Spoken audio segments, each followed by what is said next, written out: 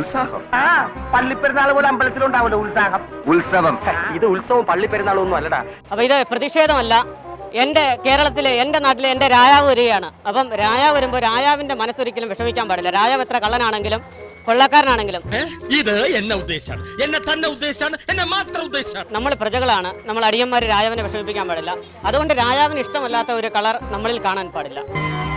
പുറത്തിറങ്ങാൻ പറ്റാത്ത സ്ഥിതിയായല്ലോ ഈശ്വര. ഈ സൗന്ദര്യത്തിന് മുന്നിൽ മയങ്ങി വിടാതെ ഏതെങ്കിലും മഹാരാജാക്കന്മാരുണ്ടാവോ? ഇതാണ് കേട്ടോ, ഇത് വരെ കേട്ടോ, ഇത് പോലും ഇല്ല. ഇതിനകത്ത് നോക്കി കഴിഞ്ഞപ്പോൾ അടുത്ത കുട്ടികളും ഞാൻ വിളിപ്പിച്ചോളൂ സാർ. പിന്നെന്താ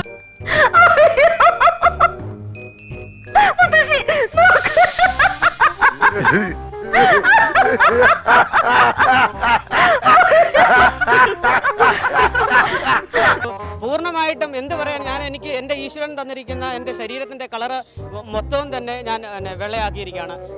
അങ്ങനെയാണ് കാര്യങ്ങൾ. ഒരു രോമം പോലും, ശരീരത്തിന്റെ ഏത് ഭാഗത്തെ രോമം പോലും നിങ്ങൾക്ക് വെള്ളയല്ലാതെ വേറൊരു കറുപ്പായിട്ട് ഒറ്റയൊരു അവയവം മാത്രമേ നിങ്ങൾക്ക് കാണാൻ സാധിക്കുകയുള്ളൂ. എന്റെ കൃഷ്ണമണി അറിയാത്ത പിള്ള ചൊറിയുമ്പോൾ അറിയും. തീർച്ചയായിട്ടും എന്റെ രാജാവ് വന്നു കഴിഞ്ഞാൽ രാജാവിന്റെ ദേഹത്ത് എന്റെ ദൃഷ്ടി പതിയത്തില്ല. എന്റെ രാജാവിന് വേണ്ടിയാണ് ഞാൻ ഈ കസേര, രാജാവിന് ഏറ്റവും ഇഷ്ടപ്പെട്ട കസേര ഞാൻ വരുത്തിയിരിക്കുകയാണ്. പുണ്യാളം കൊണ്ടുവന്ന അത് പെയിന്റ് അടിച്ചിരിക്കുന്നത് ഒരു അലവലാദികളും ഈ കസേരയിൽ ഇരുന്നിട്ടില്ല. ഞാൻ ഉൾപ്പെടെയുള്ള ഒരു അലവലാദികളും ഈ കസേരയിൽ ഇരുന്നിട്ടുമില്ല. അടിപൊളി. എങ്ങനെ ചെയ്തു? എന്റെ രാജാവിന് മാത്രം ഇരിക്കാനുള്ള കസേരയാണ്. രാജാവ് ഇരുന്ന് കഴിഞ്ഞാൽ ഇത് മ്യൂസിയത്തിലേക്ക് തന്നെ മാറ്റണം എന്നാണ് എന്റെ ഒരു ആഗ്രഹവും ഇവിടുത്തെ ജനങ്ങളുടെ ആഗ്രഹവും. ഇതേതാണ്ട് എലിക്കണിയിൽ സുന വെട്ടതുപോലെ. സുന വെട്ട എടുക്കാനും പറ്റില്ല, കെണി ചുമന്നുകൊണ്ട് നടക്കുകയും ചെയ്യണം.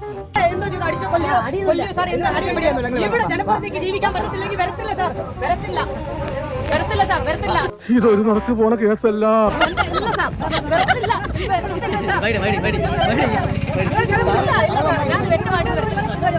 നിന്നെ സമ്മതിച്ചിരിക്കുന്നു.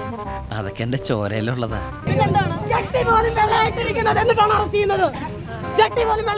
ഞാൻ ഇട്ടിട്ടില്ലടാ. ഒരു ബോട്ട് തിരിച്ചു പിടിക്കാൻ വരുമ്പോഴെങ്കിലും ആ ഷഡ് ഇട്ടൂടെ?